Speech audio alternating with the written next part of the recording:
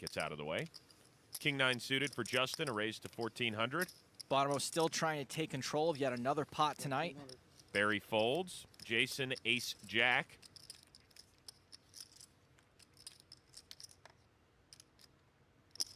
Calls. Joe Cassidy, ace 3 suited. Makes it 3 to the flop. Some players would re-raise ace-jack, but Jason is out of position. Standard open here by Justin Bonomo with the King 9 of diamonds in the cutoff. And I like just the flat by Jason with the ace-jack off. Right. I think it's really the only interesting decision of the 3 decisions made pre-flop by these 3 guys. The flat is good in my opinion as well. What can happen to Mercier if he 3-bets is he's going to end up c-bet bluffing the flop against a really good player really often. And that's just not a spot you want to be in. Yeah, he also sets himself up, if he 3-bets when they're this deep, to get called by almost all of Justin's range of reasonable hands. So if Justin was opening with something just completely insane, which is possible because he's been trying to run over the table up till now, then he's going to fold that out. But besides that, Justin's going to call, be in position in a bloated pot where they're deep. It's not a good spot to be in with a hand as weak as ace-jack. When you flop an ace, you still don't really know where you're at. Right. Having ace-jack here kind of demands fold equity if you're going to 3-bet, and I don't think he really has any, like you said. 10, 7, 8, all diamonds. Mercier checks. Cassidy checks. Bonomo's flopped the second nut flush with a straight flush redraw. And bets 4,000. Jason's also flopped a straight flush draw, but we see Justin has the 9 he'd need. Mercier calls. Justin's trying to build a pot, and his reputation for playing aggressively with marginal hands will only help him in these types of situations. I really like that Bonomo is continuing here after flopping so strong, because a player as aggressive and as good as him is going to also bet the very bottom of his range here. And his sizing is really big too, to get a lot of value out of other hands. Yeah, and by building a pot early, because Joe mentions this a few times, building the pot, right? So the point of building a pot in a no-limit game means you get so exponentially bigger bets in later on in the hand. You can't bet 30,000 or 40,000 on the river if you don't bet the flop and the turn with a hand this strong. A lot of people like to check back when they flop a really big hand, but then they win much smaller pots. Right, Justin's got to capitalize on his image here. Cassidy folds. So we're down to 2 on the turn, which is the ace of clubs. This is a terrible card for Jason. He's been drawing dead since the flop. Now his hand's improved. Mercier checks.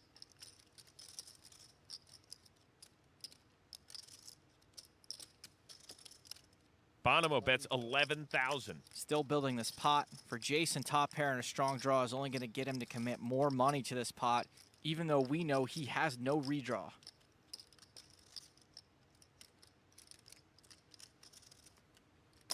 Mercier calls. Bonomo's got to be loving this. Like Joe says, this is a really terrible card for Mercier here. On the flop, he felt that he had some showdown value. Now he definitely has some showdown value, and worse than that, this is a card that Bonomo has to continue on if Bonomo is bluffing. So there's really no folding here for Mercier. It's good that he doesn't raise, which would have been a really bad play, because he's going to then fold out all of the worse hands and get called and raised by all of the better hands. So at least he didn't do that. He's just in a terrible spot. It's kind of a cooler almost as a card. Yeah, ironically, Jason thinks this is one of the best cards in the deck form that comes on the turn, and it's one of the worst. Deuce of hearts on the river. Jason hasn't improved. Check. Mercier checks. He'd probably be very happy to have Justin just check behind for a cheap showdown. No such luck. Justin reaching for value betting chips. How about $30,000 worth? It's a pot-sized bet. Jason's trying to figure out if this is a bluff or a value bet. Jason knows at this point he can't beat any hand Justin would be value betting, so he has to figure out how often Justin would be bluffing in this spot.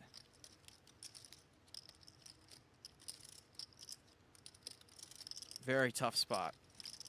Come on. Jason Mercier all in. Really?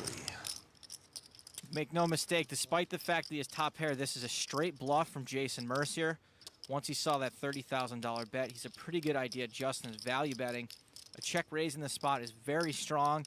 He thinks that by making this bet, he can get Justin to lay down almost any hand that isn't the nuts. This is a sick bluff by Jason. He's giving Justin really good odds to make the call, which makes Jason's hand look even stronger. He just happened to run to the top of Justin's range. I guess you have the ace of diamonds. What's the other card?